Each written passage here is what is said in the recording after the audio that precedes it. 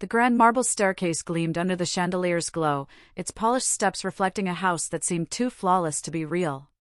To outsiders, the mansion was a symbol of wealth, power, and permanence. And so was the man who owned it, Alexander Sterling, a millionaire whose empire stretched from luxury hotels to glittering chains of investments. To the public, he was the picture of success. To his wife, Claire, he was both a husband and a storm. Claire, 7 months pregnant, moved slowly through the long corridors of the house, her hand resting protectively on her belly. She smiled faintly as she passed the portraits of their carefully curated life: weddings in Paris, vacations in Santorini, galas attended in New York. Every frame told a story of glamour and perfection. Yet in her heart, she knew those smiles had long turned into masks. Alexander's world was divided, half of him tethered to the vows he had once made to Claire, and the other half consumed by his mistress, a younger woman with eyes full of fire and ambition. Claire had heard whispers, seen subtle clues, lipstick stains on his collar, late-night phone calls taken behind closed doors, and the faintest traces of perfume that wasn't hers lingering on his shirts. She never confronted him directly. She didn't need to. Claire was patient, calculating, and more perceptive than Alexander realized. He thought her silence was weakness. In truth, it was observation. She was watching, waiting, and quietly preparing. That evening, Alexander returned home late. His tie was loosened, his face tense, but he kissed Claire on the forehead with the performance of a man who had rehearsed affection. She didn't flinch, but she caught the lingering scent of another woman clinging to him. "How was your day?" Claire asked softly, her voice calm yet layered with meaning. "Busy," Alexander replied shortly, pouring himself a glass of bourbon. "Meetings all day." Claire nodded. She had already read the message he accidentally left open on his phone that morning. Meetings, indeed. As the night stretched on, Alexander retreated into his study, sipping his drink and scrolling through emails.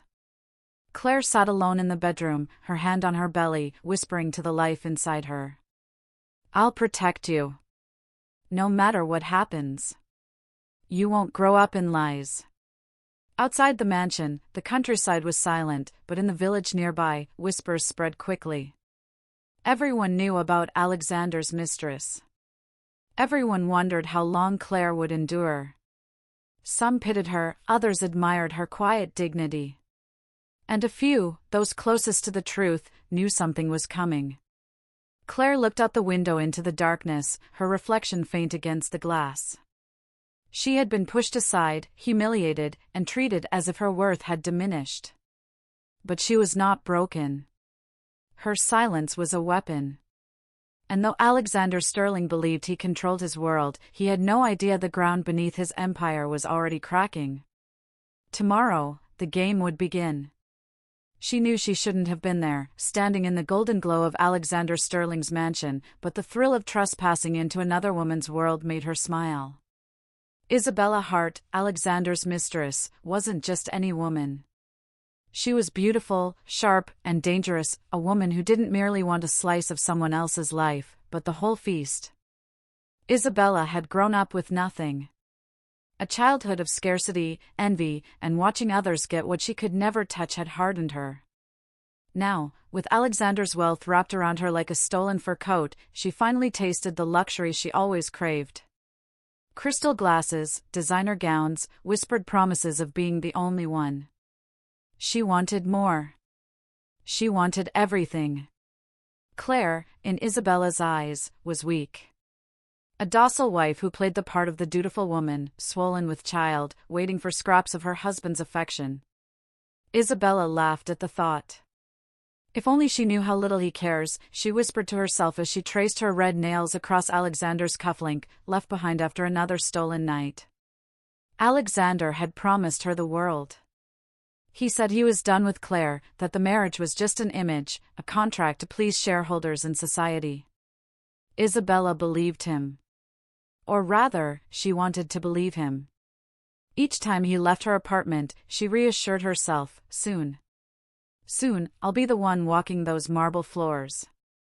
Soon, I'll be the one wearing the diamond rings. But even as she bathed in stolen affection, a shadow of doubt lingered. Alexander was a man who played everyone to his advantage. Isabella knew it, she had seen him do it in business. He lied, manipulated, and charmed until he got what he wanted. If he could do it to competitors, what stopped him from doing it to her? Still, ambition burned brighter than doubt. Isabella had waited too long for her chance. Now that it was within reach, she wasn't letting go, not for Claire, not for anyone. One evening, she stood before her mirror, admiring herself in the silk gown Alexander had bought. She smirked as she imagined Claire in her nightgown, tired and swollen with pregnancy, while she herself looked like a queen. She rehearsed her smile, the one she would wear when the world finally knew she had replaced the wife. But Isabella underestimated Claire.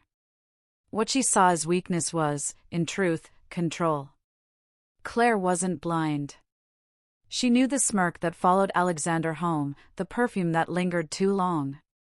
And unlike Isabella, Claire was not reckless. She was deliberate. That night, as Isabella sipped champagne, waiting for Alexander's arrival, she didn't notice the envelope slipped under her apartment door. Inside was a simple note, written in elegant handwriting. "When you smile, be careful. The game has only begun." For the first time in a long while, Isabella's smirk faltered.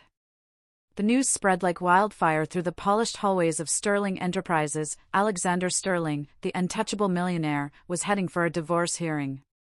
The whispers curled like smoke in every corner, assistants in crisp suits lowered their voices, drivers exchanged knowing glances, and shareholders sharpened their questions.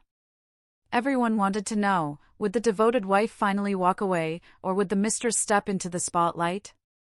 For Claire, the looming court date was both a weapon and a wound.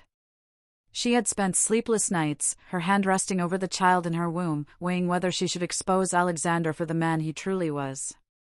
The evidence was there, late-night calls, receipts, the faint scent of another woman's perfume woven into his tailored suits. But Claire wasn't a woman of scandal. She was a woman of strategy. She sat at her desk, documents spread before her, her lawyer speaking in a calm but firm tone.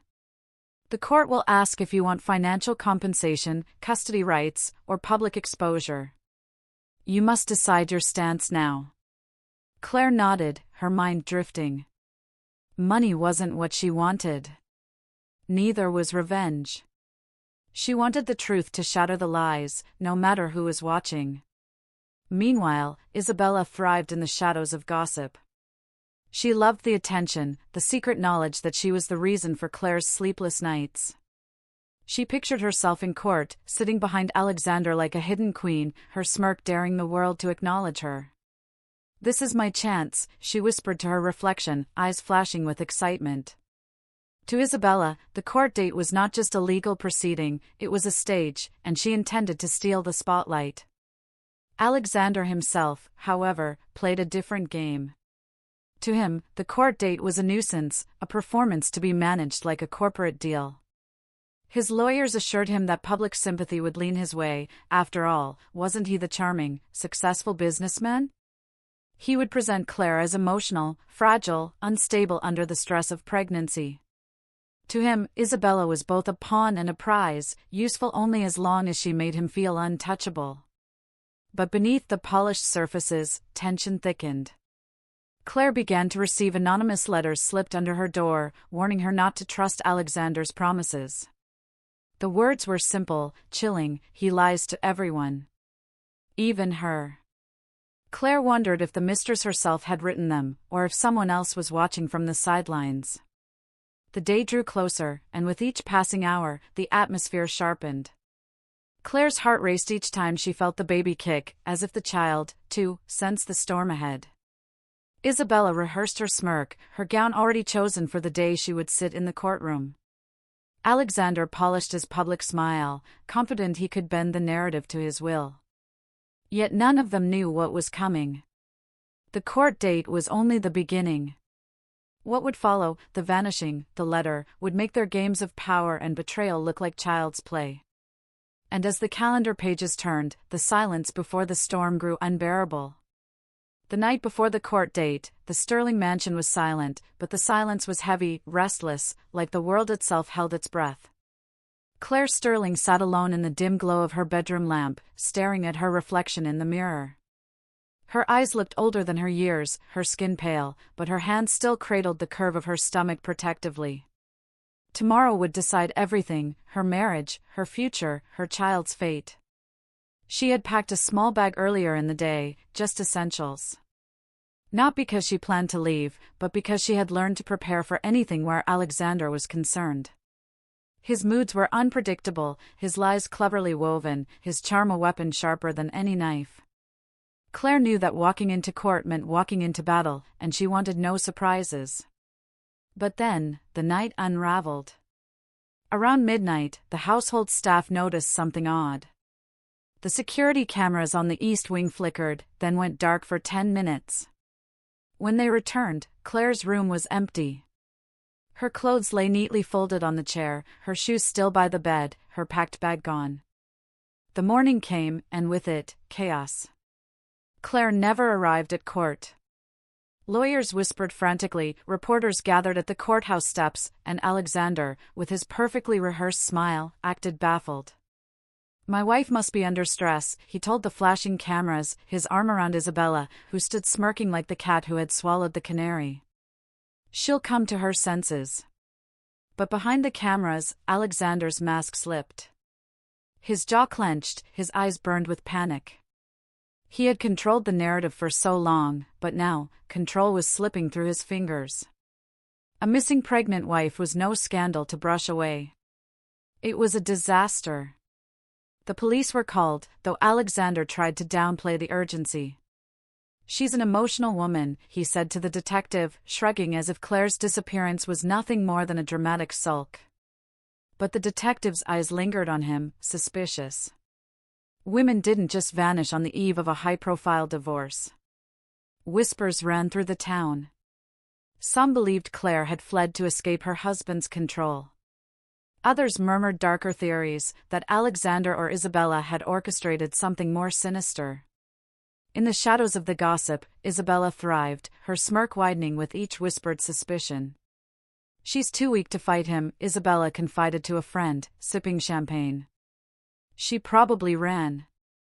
Good riddance. But that night, when Alexander returned home, his arrogance cracked. On his desk lay a single envelope, no stamp, no return address, just his name scrawled across it in a hand he recognized instantly. Inside was one line, written with deliberate, chilling simplicity. "She's gone, but not the way you think." Alexander's heart lurched. His hands trembled as he crumpled the letter, sweat beading on his forehead. For the first time, the man who had manipulated everyone else felt the walls closing in. Claire was gone, but the truth of her disappearance was only just beginning to unfold. For years, Alexander Sterling had built his empire on control. Control of his wealth, his image, his relationships, and even of Claire.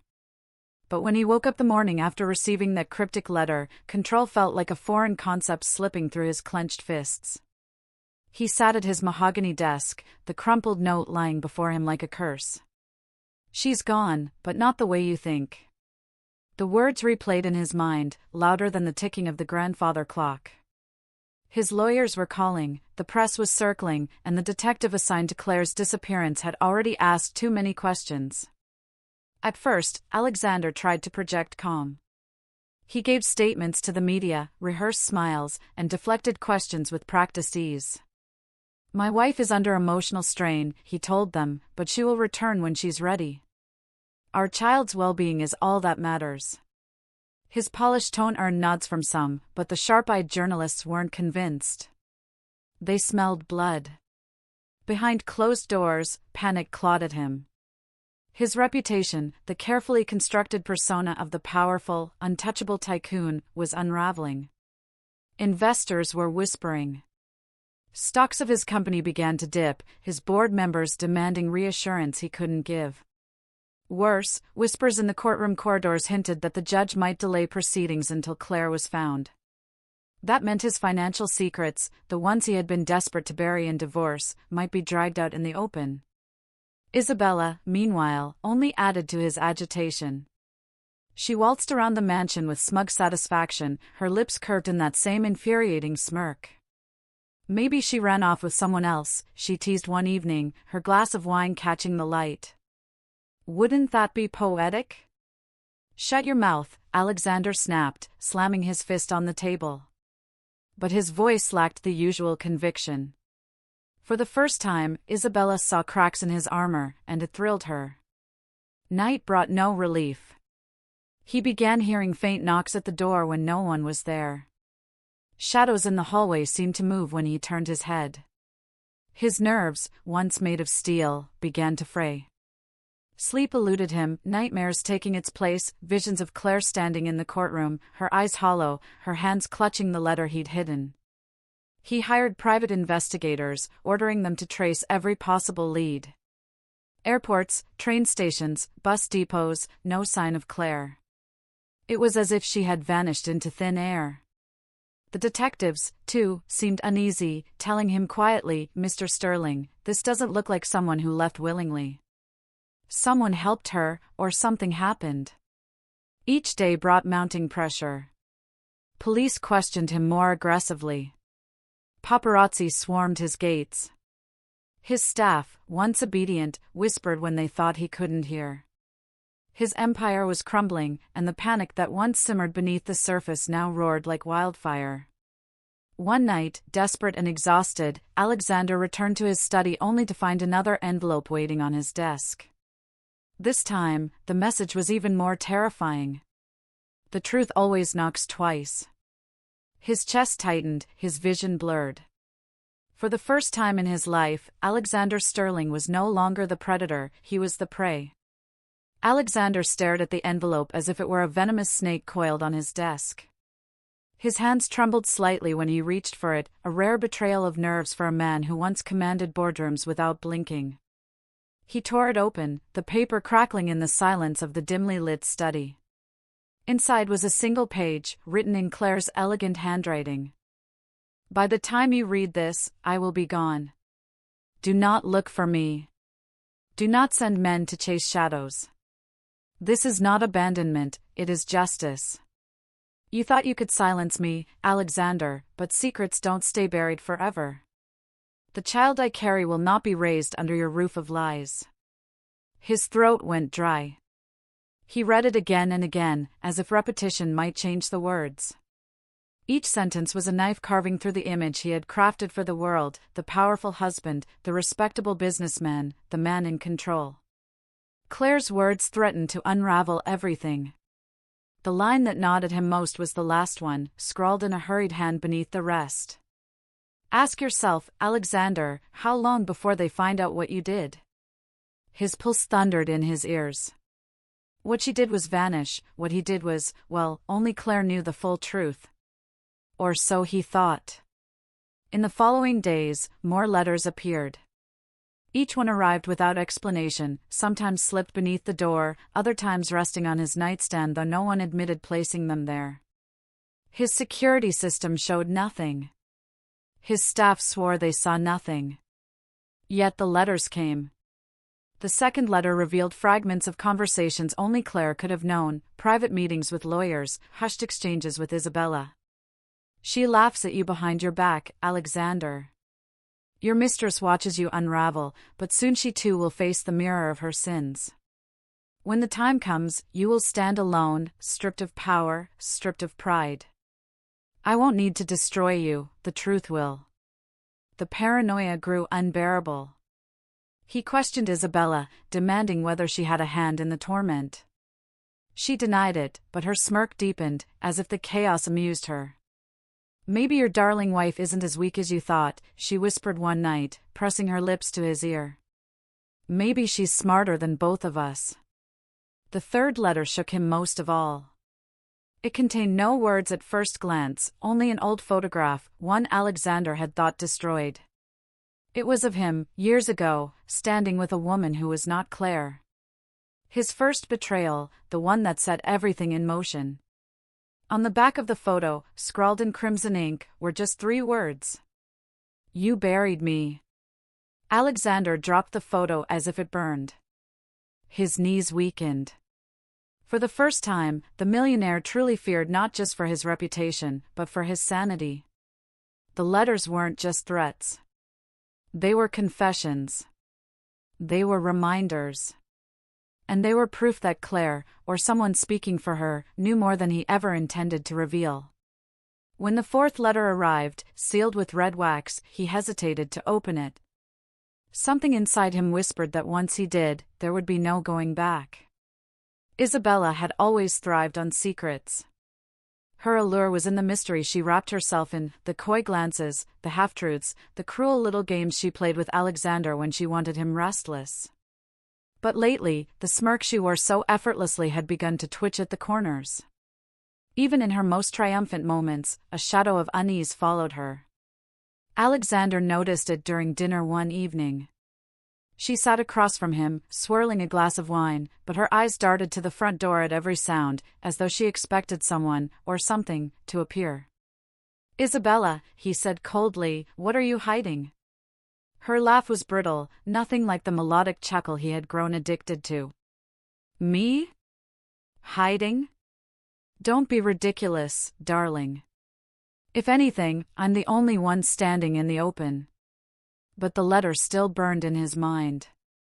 "She laughs at you behind your back, soon she too will face the mirror of her sins." Claire's words, or whoever wrote them, had planted doubt so deep that Alexander could no longer look at Isabella without suspicion. That night, after she slipped into the shower, he searched her purse. He expected nothing, perhaps some receipts or a lipstick. What he found instead made his blood run cold. Tucked between makeup compacts and perfume was a folded piece of paper, the same creamy stationery as Claire's letters. His hands shook as he opened it. The note was short, scrawled in Claire's unmistakable hand. "You think he belongs to you, Isabella. But soon you'll see, you're just another pawn." Isabella's shriek echoed from the bathroom when she found him holding the note. She lunged forward, snatching it from his hand, but it was too late. Alexander had seen enough. "Where did you get this?" he roared. His voice reverberated through the room, sharper and louder than she had ever heard before. Her lips parted, then closed.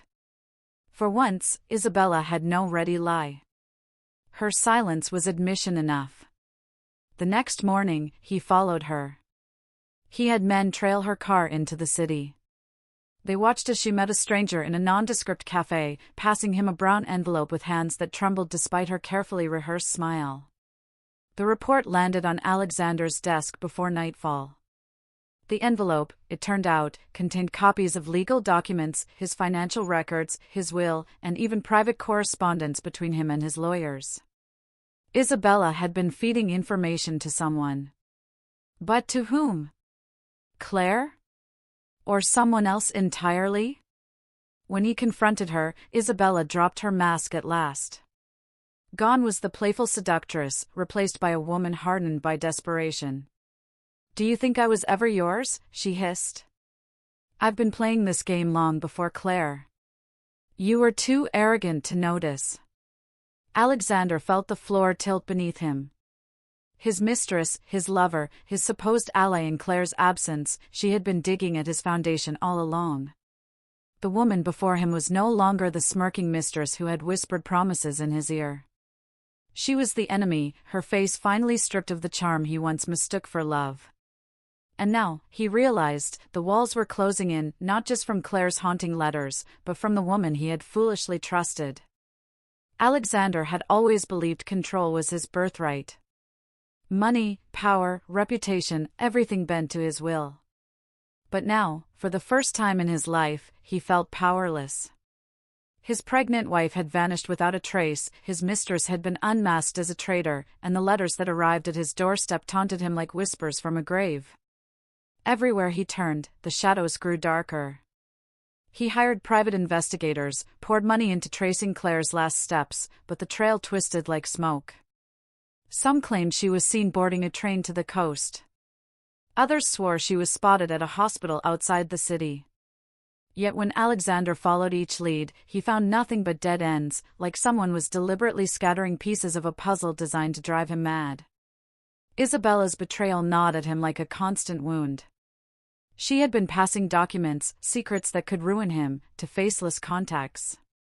Yet when pressed, she spoke of Claire's disappearance with the same mocking detachment. "Why waste all this energy?" she sneered one night, lounging across his sofa. "Maybe she ran because she couldn't stand the sight of you. Maybe she doesn't want to be found." The words cut, but beneath her venom, Alexander noticed her eyes flicker with unease. She knew something. That much was clear. And then, a new letter arrived. Unlike the others, this one wasn't cryptic, it was a direct accusation. "You let her vanish, Alexander. But she isn't gone. She is closer than you think. Look not to strangers, but to the woman inside your house." He read the words a dozen times, his hands trembling. Could Claire somehow be watching him? Could she be alive, hidden, and waiting? Or had Isabella ensnared him in something much darker than infidelity? The mansion grew unbearable in those days. At night, Alexander swore he heard footsteps in the hallways, the soft pad of someone moving just beyond sight. The smell of Claire's perfume lingered in rooms she hadn't entered in weeks. Once, he even thought he heard her voice, soft, weary, whispering his name in the dead of night. But when he tore through the halls, there was nothing. Only silence. Only absence. The investigators came back empty-handed again and again, until finally one man returned with a single chilling discovery: Claire's hospital records showed no sign of her recent pregnancy. The files had been altered, or erased. Alexander felt his sanity slip. If Claire was truly missing, why was every record vanishing with her? And if Isabella was involved, why had she not demanded ransom, or used her leverage to destroy him outright? The mystery deepened, pulling him into a labyrinth of betrayal and deceit. For the first time, Alexander faced a truth he had long ignored: his wealth couldn't buy clarity. His empire couldn't shield him from whispers in the dark. And his arrogance had left him vulnerable to forces he could neither predict nor control. Somewhere, Claire was alive. He could feel it. But every step he took toward her, another door slammed shut, another thread unraveled. And with Isabella smirking at his side, the line between enemy and savior blurred dangerously. The disappearance wasn't an end. It was only the beginning. The mansion no longer felt like home, it felt like a tomb. Every corner echoed with memories of Claire, every hallway smelled faintly of her perfume. Alexander had spent weeks chasing shadows, unraveling lies, and drowning in guilt. His arrogance, once his armor, had become his noose. One stormy evening, a final letter arrived. Unlike the cryptic riddles before, this one bore Claire's handwriting. His heart thundered as he opened it, the ink smudged but unmistakable. "By the time you read this, I will be gone where your money cannot reach me. You never saw me as more than a possession, a jewel to display. But I was carrying life, our child, and I could not let you destroy that innocence with your selfishness. Isabella may have thought she controlled you, but in truth, you are controlled by your own pride. That is your curse, not mine. Do not look for me. If you do, you will find only ruins." The words cut deeper than any betrayal Isabella had delivered. Claire wasn't kidnapped. She wasn't silenced. She had chosen to vanish, tearing herself and their unborn child out of his empire of lies. For the first time, Alexander saw the reflection of himself that others whispered about: arrogant, cruel, blind to love. He realized he had lost Claire long before her disappearance. He had pushed her away, inch by inch, until the only escape she saw was disappearance. Rage and despair twisted together inside him. He confronted Isabella, demanding answers, but she only smirked, her eyes gleaming with poisonous triumph. "Now you finally understand," she whispered. "All the money in the world, and you couldn't keep the only thing that mattered." Her words echoed in his skull long after she walked away. Within weeks, Alexander's empire crumbled. Business partners abandoned him, whispers of scandal spread like wildfire, and the press devoured the story of the missing wife and the mistress in shadows. The once unshakable millionaire now stood alone, his fortune meaningless against the emptiness of his home. One night, he returned to the bedroom where Claire once slept. On the nightstand, he placed her last letter, smoothing its creases with trembling hands. He sat in silence, staring at the space where her laughter used to live, where her warmth had once softened his hardened soul. The storm outside raged, rattling the windows, but inside there was only stillness. For the first time in his life, Alexander understood the true cost of arrogance, not in dollars, but in love, trust, and family. He whispered into the silence, his voice breaking. "Claire, forgive me." But forgiveness would never come. She was gone, her child with her, carrying the one future he could never buy back. The house grew colder, emptier, and Alexander, once the man who had everything, was left with nothing but echoes. The story ended not with wealth or triumph, but with the hollow silence of a man who lost the only treasure he ever truly needed.